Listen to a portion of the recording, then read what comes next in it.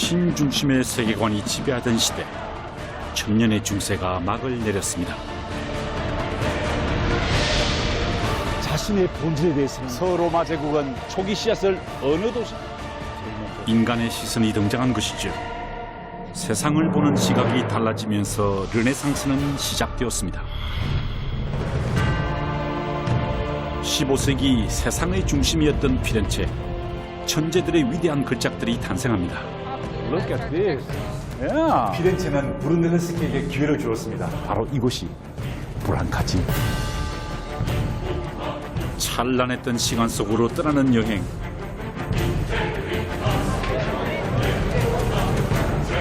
피렌체에서 아래쪽까지 아름다움을 추구했던 르네상스 정신을 만나봅니다.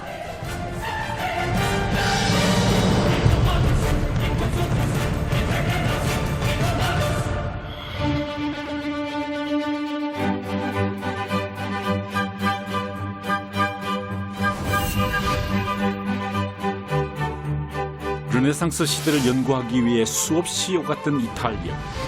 특히 피렌체로 향하는 여정은 늘 제 가슴을 뛰게 합니다.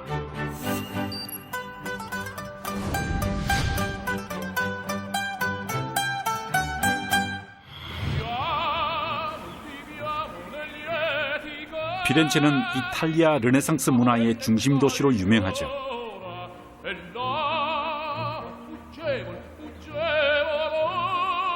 천재들이 누렸던 자유의 정신, 상상력을 뛰어넘는 예술의 탄생. 그렇게 피렌체에서 새로운 시대가 시작되었습니다.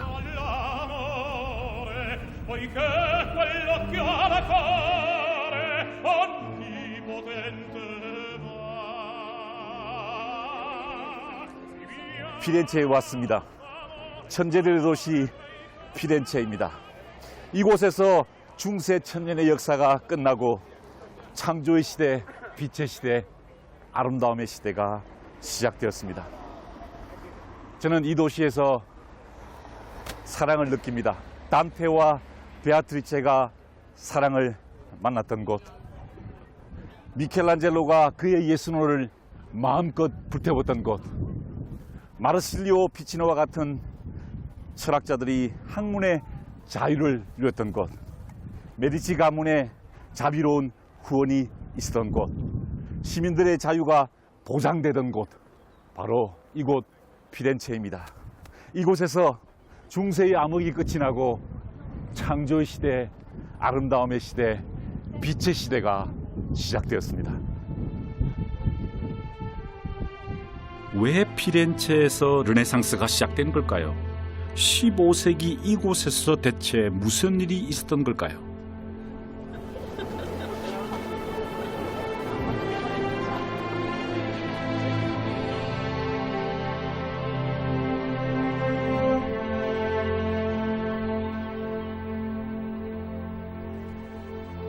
중세의 어둠을 걷어낸 건 바로 사랑이었습니다.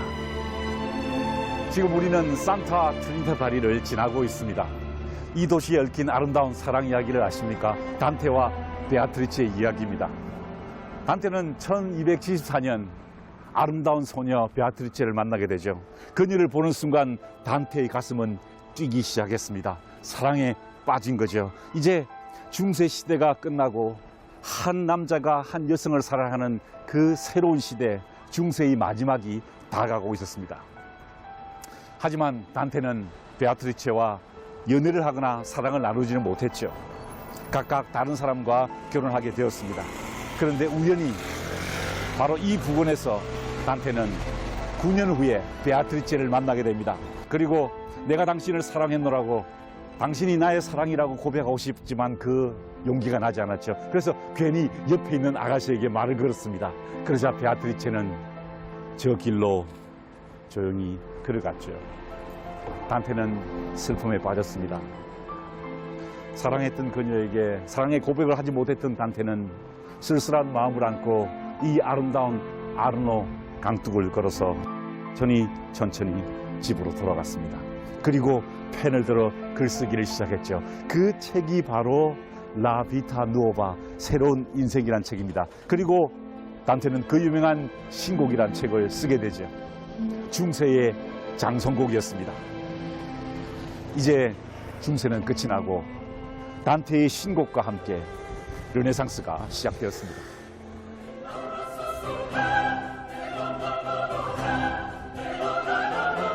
사랑에 빠진 인간, 그렇게 개인의 감정은 되살아났고 사람들은 아름다움을 추구하기 시작했습니다. 탁월한 상상력이 빚은 걸작들은 도시 곳곳에 자리하고 있습니다.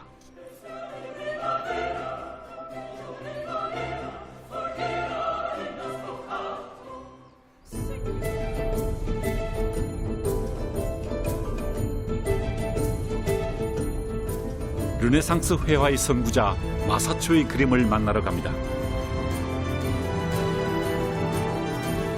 이탈리아의 화가 마사초는 그림을 통해 어떤 혁명을 이루어냈을까요?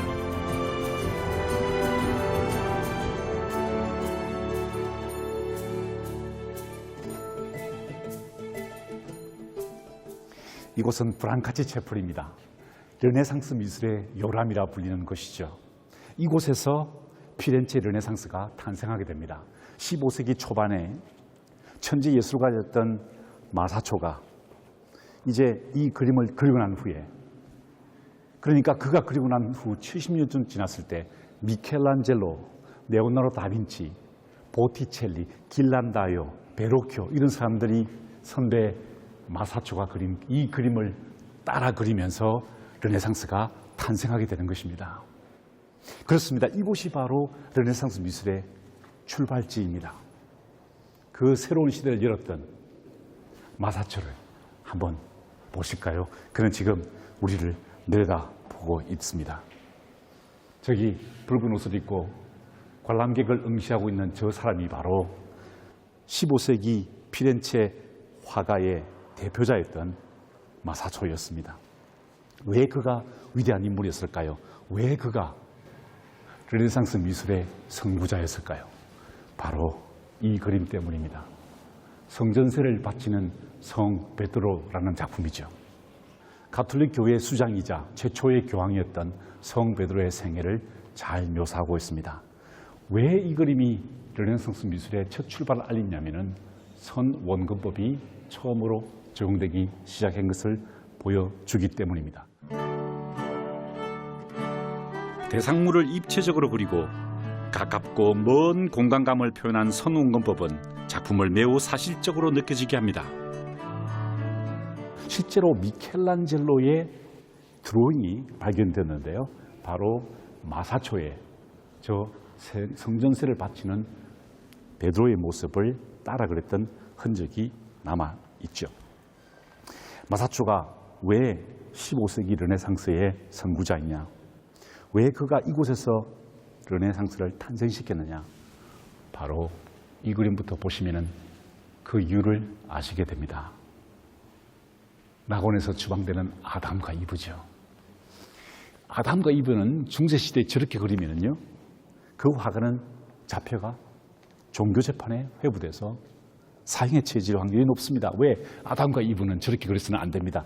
신학자들이 아담을 예수 그리스도의 구약적 모델로 표현했죠. 이브를 성모 마리아의 구약적 모델로 표현했습니다. 그래서 아담과 이브는 늘 거룩하고 경건하게 멋지게 그려줘야 됩니다. 그런데 보십시오. 낙원에서 추방될 때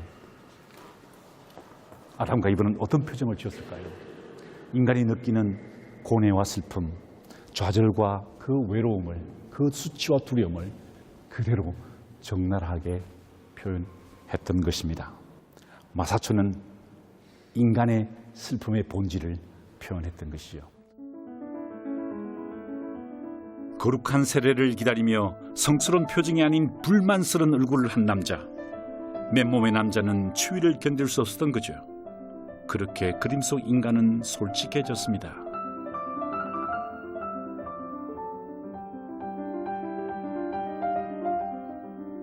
이곳은 르네상스 미술의 요람이 되고 미켈란젤로에서 르네상스는 최고의 정점을 향해 올라가게 됩니다.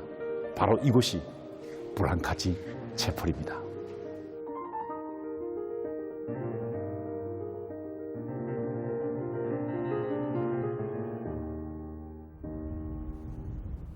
신중심의 중세적 세계관에서 벗어나 비로소 인간다움, 아름다움의 가치를 추구했던 시대. 르네상스 시대의 창조력은 위대한 걸작들을 남겨놓았습니다. 도시 곳곳에서 15세기 천재들의 숨결이 느껴지는 것만 같습니다.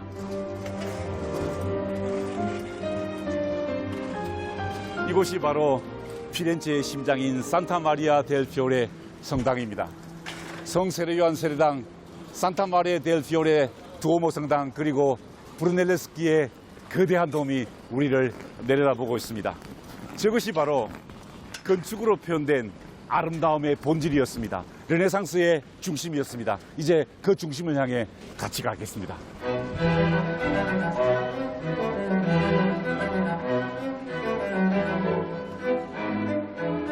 (1401년) 산 조반니 세례당 청동문 제작 공모에 두 청년이 경쟁합니다. 기베르티와 브루넬레스키. 과연 누가 청동문 제작을 맡을 것인가?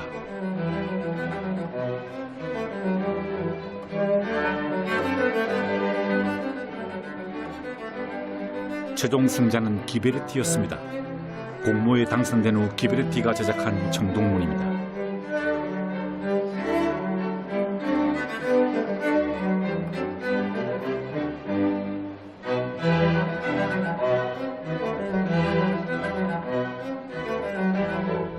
(15세기) 이 거리에서 천재들은 치열하게 경쟁했고 평생을 작품에 매진하며 살아갔습니다.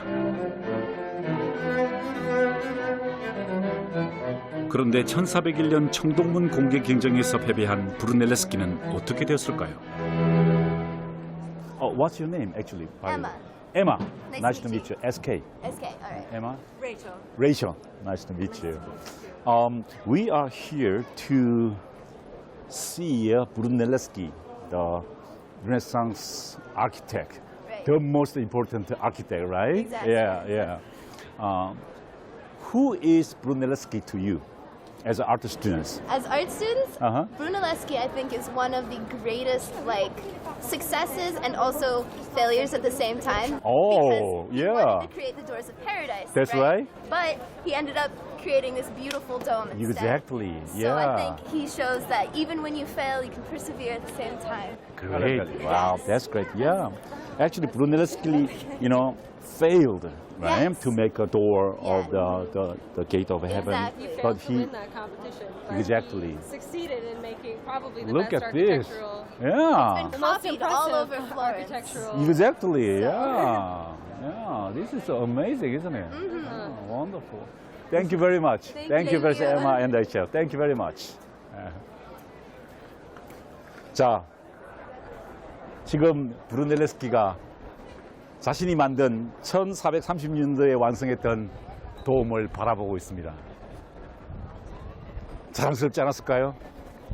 아까 엠마가 이야기한 대로 그는 실패한 사람이었습니다. 천국의 문을 만들기 위해서 시도했다가 실패하고 로마로 가서 이제 로마 건축을 공부한 다음 돌아와서 이렇게 거대한 아름다운 르네상스 건축의 어떻게 보면 모델과 같은 저 도움을 완성하게 되었죠. 사실 이 브루넬레스키의 이 도움은요, 이 사람과 연관이 있습니다.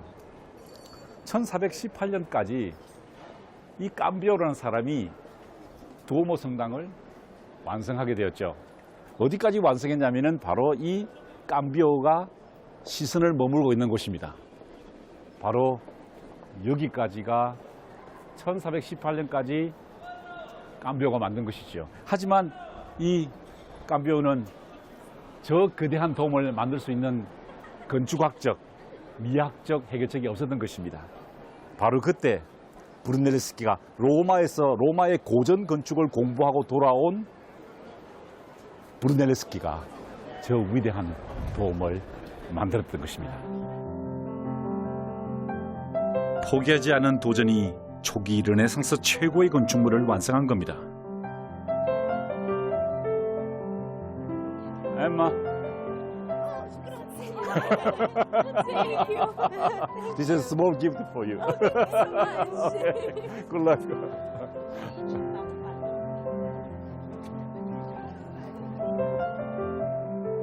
브루넬레스키의 도움을 잘 보려면 맞은편에 있는 조또의 종탑 꼭대기에 오르는 것이 좋습니다. 종탑은 피렌체를 한눈에 내려다볼 수 있는 최고의 전망대죠. 조또의 종탑 83m 꼭대기까지 가려면 이 좁은 계단을 20분 정도 올라가야 합니다. 르네상스 시대 사람들도 브루넬레스키의 돔을 보기 위해 이 계단을 수없이 올라다녔겠죠. 왜 피렌체가 르네상스의 고향이 된 것일까요? 왜 이곳에서 르네상스가 탄생하게 된 것일까요? 기회를 주는 곳이었기 때문에 그렇습니다. 노력하는 사람에게 기회를 주는 곳, 그곳이 바로 피렌체였습니다. 피렌체는 브루넬레스키에게 기회를 주었습니다. 로마에서 공부를 마치고 건축 공부를 마치고 돌아온 브루넬레스키에게 새로운 도움을, 거대한 도움을 공사할 수 있는 기회를 주었던 것입니다. 그래서 바로 이곳에서 르네상스 건축의 백미라고 불리는 브루넬레스키의 도움이 완성된 것입니다. 피디님, 어서 올라가도록 하겠습니다.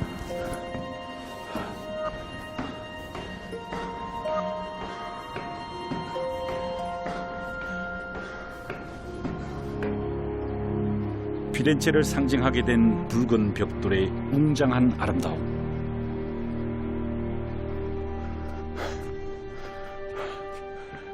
지오토 종탑에 올라왔습니다. 저 건너편에 바라보이는 도움이 바로 브루넬레스키가 만든 산타 마리아 델 피오레 성당의 도움입니다. 르네상스 건축사에 있어서, 아니 건축의 역사에 있어서 왜 이 건축물이, 저 도움이 중요한 것일까요? 고전을 재해석한 것입니다. 브루넬레스키는 로마로 가서 고대 로마의 건축물을 재해석하고 연구하고 공부했습니다. 그리고 돌아와서 이곳 피렌체에서 르네상스를 부활시킨 것입니다. 고대 로마의 건축물, 그러니까 판테온의 미학을, 로마에서 배운 판테온의 미학을 바로 이곳에서 브루넬레스키의 도움에서 산타 마리아 델 피오레 성당에서 피렌체 중심에서 재현한 것입니다.